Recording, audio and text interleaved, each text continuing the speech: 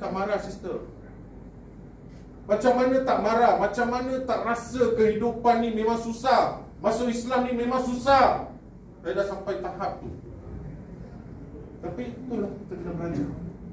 Pembelajaran saya yang pertama, untuk meredakan segalanya, lepaskan pada Allah. We still keep isu-isu lama kita, masalah-masalah lama kita dengan ex kita lah, apa semua kita simpan je. Betul tak? Masih simpan. Why not? I teach you something today, sekarang, even later when you go, you ask Allah to help you. Because it's not your life anymore. This life was not just given to you, okay, I give you this life. No, Allah gave you this life. Correct, sister? Allah gave you this life. So, I belajar reda. Macam mana nak redakan segalanya?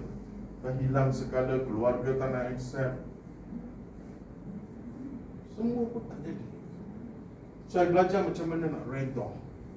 Bukan sebut reda tau, tak apalah aku redakan kau, tak ada masalah lah semua, tak apa aku reda. No.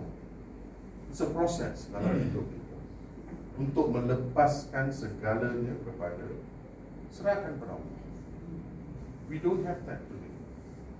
That's why hari-hari kita berzikir, bukan zikir nama Allah dah. Kita berzikir masalah kita. Betul tak? Zikir masalah kita, hari-hari zikir masalah kita. So apa yang datang? Apa yang datang? Lagilah masalah datang. Bukan masalah je datang, penyakit sekali dia bawa sekali. Nak aku bagi engkau sekali. Betul tak? Yeah? So we change our life. We change. Ubah hidup kita. Ubah dia apa? Kita mengikut agama. We are a Muslim today. Are you a Muslim?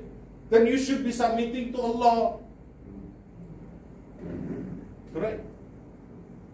If you are a Muslim, kalau kita seorang Islam, we submit to Allah. Bukan masuk Islam, nama saja Islam. No.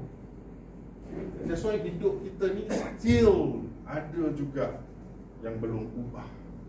Sebab we do not ask Allah. Kita tak submit kepada Allah, apa pun tak kisahlah.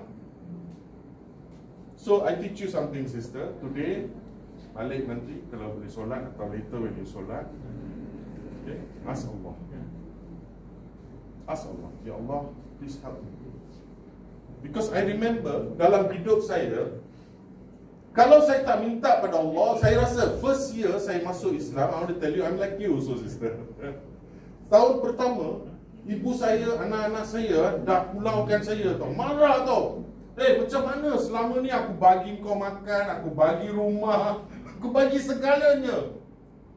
Just because I became a Muslim, you just pulaukan saya tau. Marah.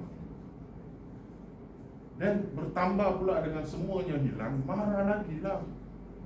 Sampai saya masuk depression, you know. Tahun pertama, I was in depression.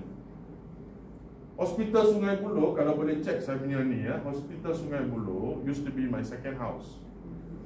Itulah, zikir banyak masalah. Betul, cerita.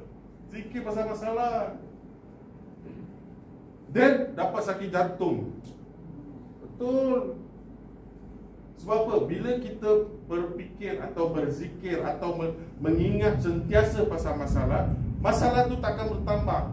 Sebenarnya masalah tu akan lagi banyak akan sampai kepada kita, campur dengan penyakit. Sebab apa? Bila kita ada masalah, kita fikir, kita pun tak makan dengan on time. Betul? Kita sentiasa nak marah orang saja, hati kita pun dah jadi kotor dah kotor dah kira. So